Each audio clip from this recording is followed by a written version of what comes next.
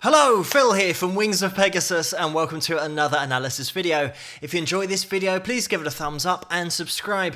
On the agenda tonight, I looked at the Doobie Brothers back in 2018 and they were performing Long Train Running, and this is one of those videos that unfortunately has been blocked on copyrights, so it's going to be an interactive video. What I'm going to do is put the link to the video in the description below and also pin it to the top of the comments so that you guys can click on the link and watch the performance that I'm analysing. If you want to play along, just for reference, I stopped the video at 2 minutes and 17 seconds and then later on at 5 minutes and 8 seconds. So make your way to those links below and then come back here for the analysis.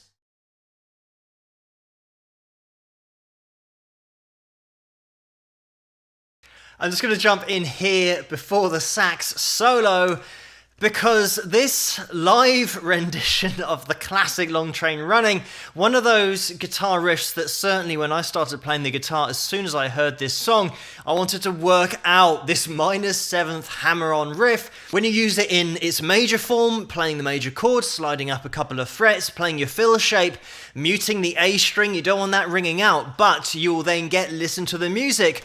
And it's just a classic sound and technique that Tom Johnston, singing here, playing guitar, rhythm guitar, just brought it in. He used it in those couple of tracks, but the most important thing about the riff, especially in this song, and listen to the music, is what you don't play as well as what you do play. It's all of that funky rhythm that's going on, all of those muted strums that are happening, and getting those exactly right and getting that groove in there. The other thing about the way that Tom's playing this riff in this live performance, if you have learned the track yourself, you'll realize it's ever so slightly different in the way that he's phrasing it. Because he's written the song to begin with, he can phrase it any which way he likes. It's such a cool riff because as soon as the playing starts, in this live example, we're just starting out with Tom just hitting that riff and getting the groove instantly. And this is the thing about the playing and all of those muted strums that are coming in, they're setting the groove straight away.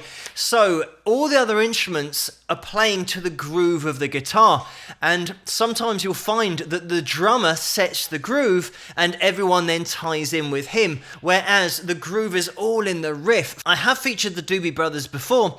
That other video featured Michael McDonald on keys and singing, and it was just during that period where Tom was away with health issues. I think that I do go into it in the other video, so check that one out if you want to hear more about the background of the Doobie Brothers. But having Tom back on lead vocal here and guitars, a founding member of the band, and it's just synonymous, the sound. As soon as Tom starts singing, it is the Doobie Brothers, because he's got such an influence there of blues, R&B, soul. There is so much soul in his voice, and this comes from the influences that he had when he was growing up and when he was learning to play. He'd listen to guys like Bo Diddley, Little Richard, also Elvis is in there, but James Brown. R&B artists of the 50s was what Tom was into, and he brought that into his writing, especially into his singing. Dynamically, the song as a composition and this performance starts out just with that riff because it's strong enough just to hold your attention the whole time.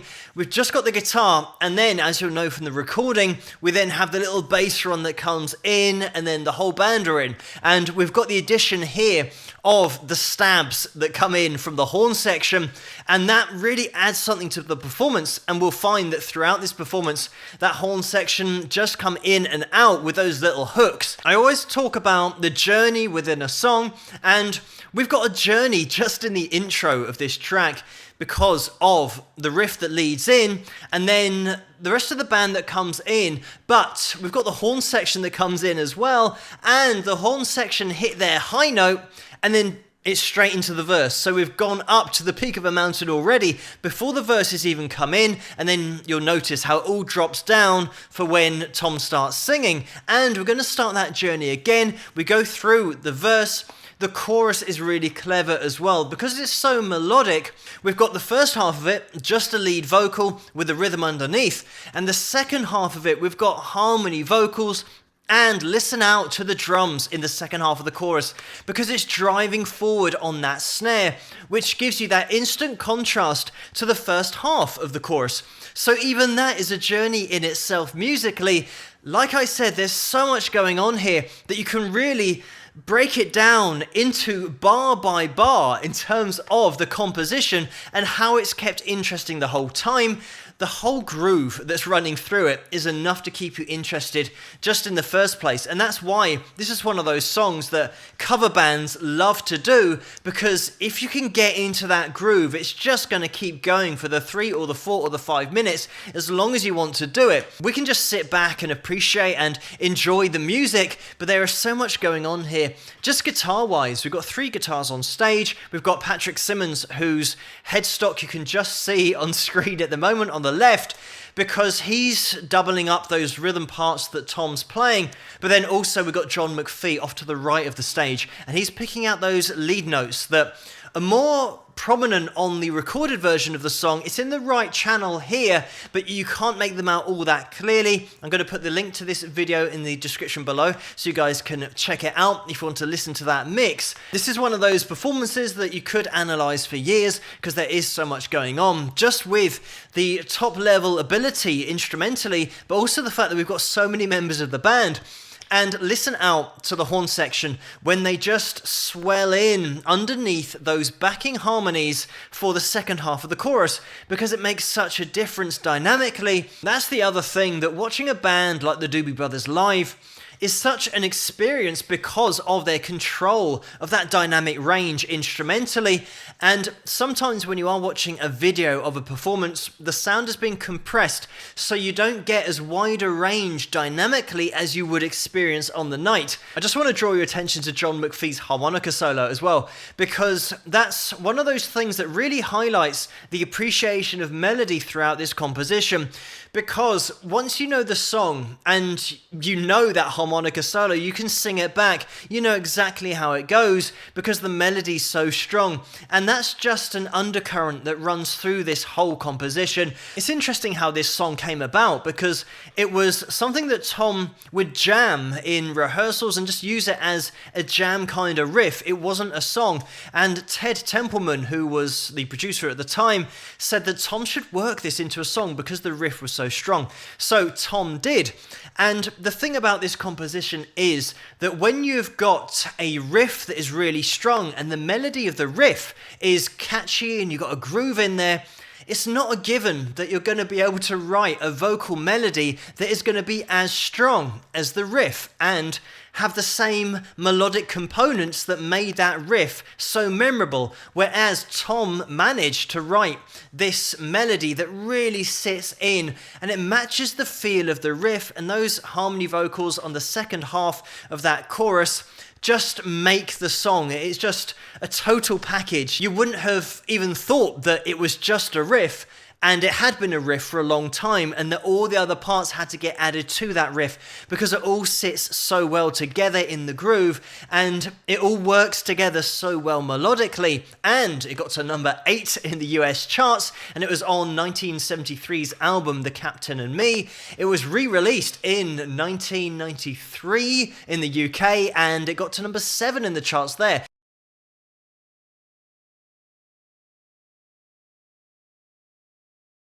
I'm just going to jump in here, because when you're watching a live performance like this, let me just emphasize that live performance, because you take it for granted because it is so well put together. The musicality on show here is just at a different level. Everybody in the band is so in the groove, because the groove is so deep you could fall into it here. And this is the thing about watching a live performance, when you're watching so many members of the band that are all on the same page, exactly on the same page. It's just so enjoyable to watch, and there's so many things you can appreciate as a musician looking at this kind of performance and the amount of rehearsal that's gone into it. But when you've rehearsed enough that then you can watch a band that just let it all go on stage, but it's still so tight, that's where the magic happens of just top musicians just interacting musically. And you get this kind of result, especially when you're playing a fantastic composition. Like I mentioned before, once you've got top level musicians like this on stage, your attention is taken from one instrument to the next instrument, and we had that with that solo section. That was Mark Russo, by the way, on saxophone. Just a blistering solo, but then he'll retire to the background to then join in with those stabs that we had from the horn section. The other thing you might have noticed at the end of that saxophone solo is when I mention about each instrument coming into the spotlight for a solo section, and that instrument is going to be alternating with that lead vocal, and you very rarely have a lead solo and a lead vocal happening at the same time. Right at the end of the saxophone solo, you can hear that Mark just adds it on a little bit longer to the point where Tom's coming in with the vocal, and sometimes it can be confusing for your brain to focus on two lead instruments at once. So when Tom is back in with the vocal, it can be hard to take your attention off that saxophone, because that was the lead instrument we've just been listening to, and we've got two that are just competing for a bar or two at the end of that solo. But of course, it's not a deal breaker because it's so melodically played. So after Mark's saxophone solo and also that lead guitar solo from Patrick Simmons, again, so melodic, and the control that he has with vibrato in order to express and get that guitar to sing is all there technique-wise, as it is with every single instrumentalist on stage here. But we're now dynamically bringing things back down so that we've got somewhere to go for the end of the song to get that crescendo. And we're just about to continue the journey back up that mountain. But let's watch it till the end. And there we have it. So we had two endings there, and it's really interesting to see how those two endings work. We had that fake ending, but the thing about the first time that we finish, it is a crescendo, and it feels like that was the ending and a great place to stop playing. It just so happens that they start up again, and the thing about that second ending is the only instrument that is playing a higher note is the saxophone. Everything else is still hitting the same pitch that we've already finished on. So if you were watching this and you felt like the song had finished and then it continued again, that was the crescendo, and you probably felt that was the point at where you're going to stop. It's interesting because I mentioned this in a lot of other videos. Even if you're not musically inclined or you don't play an instrument, your brain is constantly storing pitches in terms of the highest note that you've heard so far. Even though you're not aware of it, it happens. So it means that any note that goes higher than your stored note you've got in your head, it's going to affect you emotionally because you've gone a little bit further on that journey towards the top of the mountain, towards that peak. So that's where you want your crescendo to be, your top note, always at the end of the song. You want it to be that peak.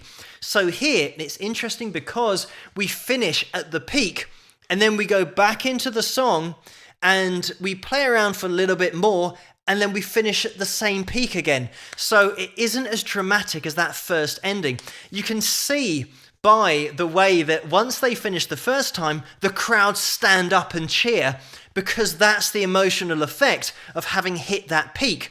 When you then resume again and you hit the same peak, the brain is saying, I've already been here. So they're not going to go as wild the second time because they've already visited that place musically before. It's something that's really deep, and it's just the way the brain works. It's constantly storing this information, even though you're totally unaware it's happening, because everybody on the earth speaks the language of music, and that's the reason that it will talk to people on different levels, and you won't know that your body has stored that pitch that you've already hit. So then when you go higher, it affects you emotionally. It takes you to a different place. Literally, with the music, you're going on that journey. But a great performance here, and let me stress again, totally live. And to put it in perspective, this song was released in 1973, and this is a 2018 performance of it by the same band and the guy that sang it and wrote it. Vocally, I mentioned in other videos how some people lose it over time because they can't hit the same notes and have to change pitches and change all of their songs into different keys, and it gets really complicated. Just saying about Tom's vocals, because His vocal is so unique, and the expression that's in there, all of those influences. He has so many cool throwaway lines and trills that he does with his voice, such control in there, but also he can hold a note for days and take you on a journey, as he does with his performance. Vocally, he'll just take that melody to different places for a live performance that are just as good as on the record. And that's the great thing about watching a great live band, and a great band in general. They'll give you a live version of an already classic song and just add other classic bits into it. But thank you so much for suggesting this video for me to take a look at, and keep those suggestions coming in the comments below. Let me know what you guys think, and if you like this video, please give it a thumbs up and subscribe, and I'll see you guys at the next one. Rock!